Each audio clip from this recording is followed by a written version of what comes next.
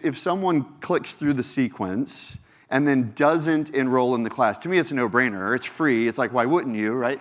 And then I did this survey. Why didn't you enroll? Timing wasn't right. Price was too high, which is a joke. I need more information. Not interested in learning more about AI. This is a response from a Stanford professor. True story. I blocked out his name. Fear of learning something new that I should effing already know was not one of the choices.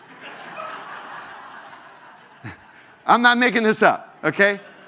And the reason I say this is because in a room like this, not being fluent is not okay, right?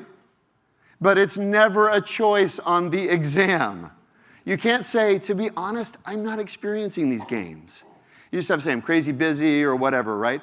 And so what I want to do is I just want to start from the spot of the expectation that perhaps it's a safe place to say, I need to get going, not brag about all the amazing stuff I've done, but go, wait, have I downloaded ChatGPT? Is it on my phone? Do I have privacy settings set up correctly? And am I using it at least once a week in a way that I'm deriving meaningful value from it? If the answer to any of those questions are no, it's okay, but just start there. Before you start talking about the organizational transformation, before you start talking about the digital transformation, start very personal, very practical. This is about you doing more, better, faster, long before you get to the organization and the industry and all that stuff. I'm seeing tons of amazing gains, but it starts with people.